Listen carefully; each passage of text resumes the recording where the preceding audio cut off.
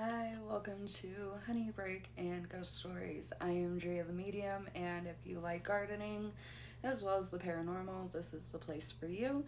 Over the last couple days, we've discussed a haunting that's occurred for both my cousin and I, and it's something else. But I did want to put this out there. If you have a haunting that you would like to speak on, but you don't want to do it yourself, please feel free to message me. I would be more than happy to share your story. We can redact names, all of the fun stuff. Eh, that was probably the wrong word to use. But as I was saying, feel free to message me and share your story with me, and we can put that on the podcast. Anywho, let's take a honey break and dive into this last part of the story. See you soon.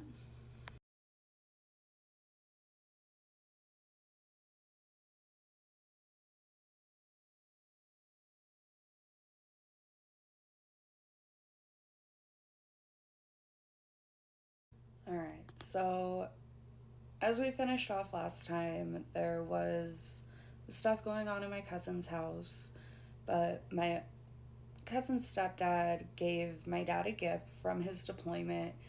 And as I was explaining, we noticed a shift in our home, and it really wasn't in a subtle way. Now, mind you, we'd already been haunted. My Nana passed, and she had been with us in spirit since the day she passed. We lived in her home. Um, so she was very around. She was very comfortable. She had no issues showing her presence. It was really comforting in a way. She used to do little things like opening the door on her own. We'd always have to say just, "Hey Nana, carry on." It was that normal for us. There's even a point where she would turn on the oven or the stove in the middle of the night so that she can make herself something to eat, which was really common for her. And it got to the point where, for safety reasons, my parents had to replace the entire stove just to confuse my Nana's spirit. And she didn't like that very much. After the switch, we would hear the door slam multiple times, and she'd stomp around, she would make noises, and every once in a while, she would leave us little gifts here and there. It was very much up to par with her behavior, how she was when she was alive. And I loved that. It was just energy we were used to. And that's what I mean by this was different. Whatever came with that gift from deployment, it was not part of our bloodline. This was not something we randomly picked up out and about. This was something attached to that gift, which, if you recall, my uncle was SF, so the things he was doing, it really was not good. Um, which I think people would argue over, but that it's not a part of this.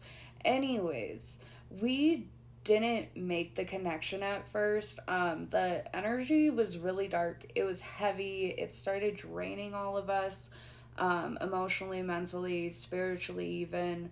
There were financial problems that came from this energy. It was a problem.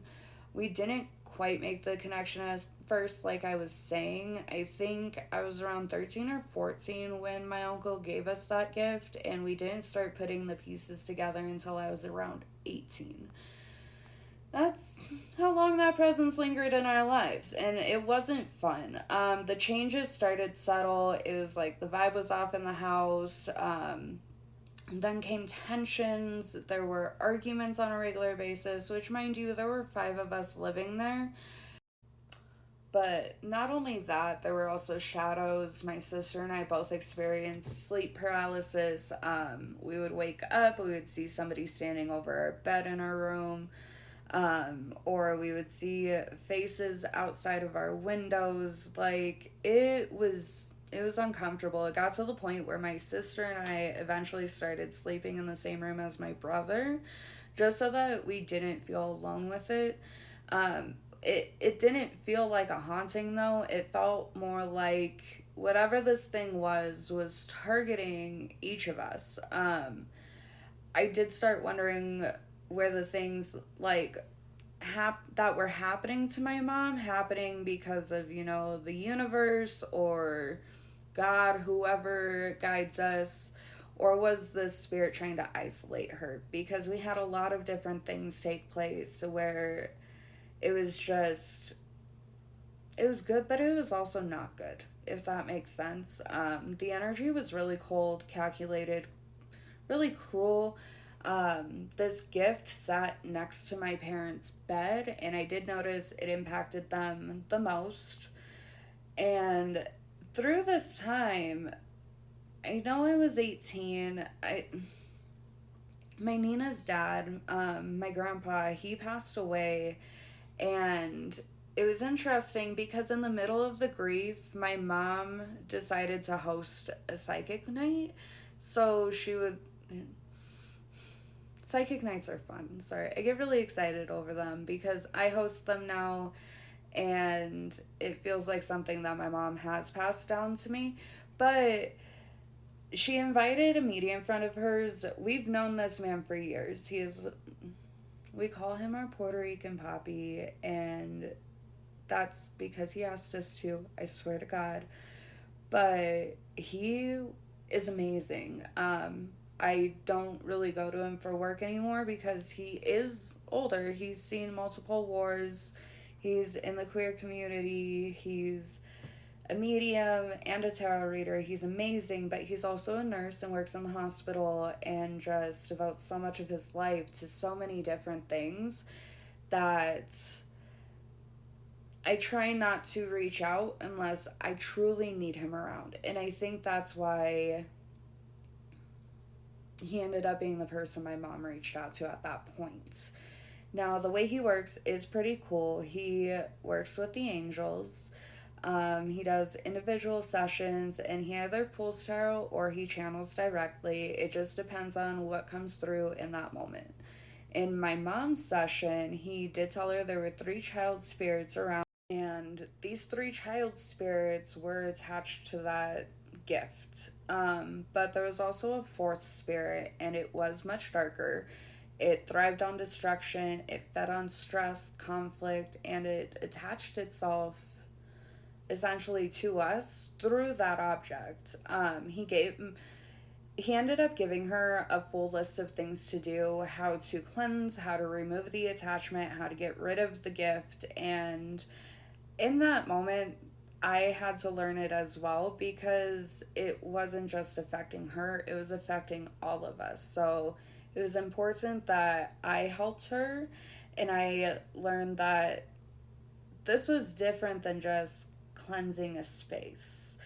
This was setting boundaries, not just opening up a window and burning sage. This was dedication, day to day, multiple times a day, cleansings, salt, water, smoke, prayer, everything you can think of. We were doing these things for weeks. And I am proud of my mom. She did take it seriously. She disposed of the gift the way she was supposed to. And slowly but surely, things did start to shift. Air felt lighter. The sleep paralysis stopped for a bit, but that's a different story. That's my personal story. Um, it's for next time. But we weren't walking on eggshells anymore, and that's when we realized like this wasn't just a haunting that we had gone through. That was spiritual warfare, and we won.